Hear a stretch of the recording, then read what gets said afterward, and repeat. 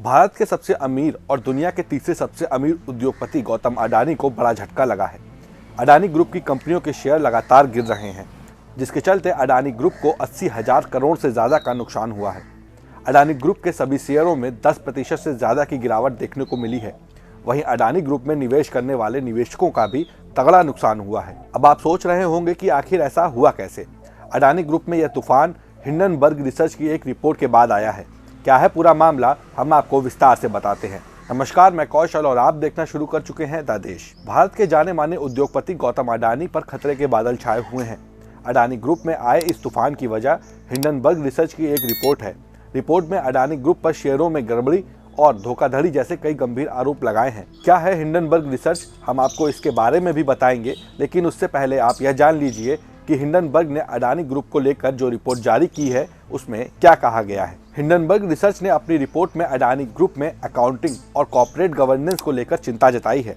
Report में कहा गया है कि अडानी इंटरप्राइजेज में पिछले 8 सालों में 5 चीफ फाइनेंशियल ऑफिसर आए। किसी भी ग्रुप में अकाउंटिंग से जुड़े मुद्दों के लिहाज से यह चिंता की एक अहम बात है।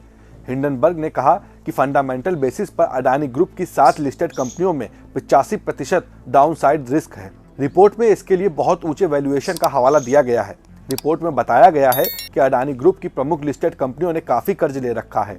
उन्होंने कर्ज लेने के लिए अपने बढ़े हुए शेयरों को भी गिरवी रखा है। इससे पूरे अडानी ग्रुप की फाइनेंशियल सिचुएशन नाजुक दिख रही है। हिंडनबर्ग की इसी रिपोर्ट ने अडानी ग्रुप को 80,000 करोड़ से ज्यादा का नुकसान कराया है। इस रिपोर्ट में अडानी समूह से पूछा गया है कि गौतम अडानी के छोटे भाई राजेश अडानी को ग्रुप का एमडी क्यों बनाया गया है, जबकि उनके ऊपर कस्टम टैक्स चोरी, फर्जी इंपोर्ट डॉक्यूमेंटेशन और अवैध कोयले का इंपोर्ट करने का आरोप लगा था। हालांकि एनबीटी की एक खबर के मुताबिक इस रिपोर्ट को लेकर अडानी समूह की ओर से खंडन किया गया है। अडानी ग्रुप की ओर से कहा गया है कि हिंडनबर्ग ने 24 जनवरी 2023 को रिसर्च जारी की थी। कंपनी ने बिना संपर्क किए इस रिपोर्ट को जारी किया है। हम इस रिपोर्ट से हैरान हैं। इस रिपोर्ट में गलत जानकारी दी गई है। उनकी रिपोर्ट बोनलेस यानी आधारहीन है। अब बात हिंडनबर्ग रिसर्च की। हिंडनबर्ग रिसर्च एक फॉरेंसिक फाइनेंशियल रिसर्च फर्म है। साल 2017 में इसकी स्थापना हुई थी। यह फर्म इक्विटी, क्रेडिट और डेरिवेटिव के बारे में बताती है। साथ ही यह फर्म कंपनियों की अनियमितताएं, कुप्रबंधन और गड़बड़ियों को भी ढूंढती है। हिंडनबर्ग के फाउंडर नाथन एंडरसन हैं। नाथन एंडरसन एक समय इजराइल में एक एम्बुलेंस ड्राइवर के तौर पर भी काम कर चुके हैं। कंपनी अपनी खुद की पूंजी का निवेश करती है।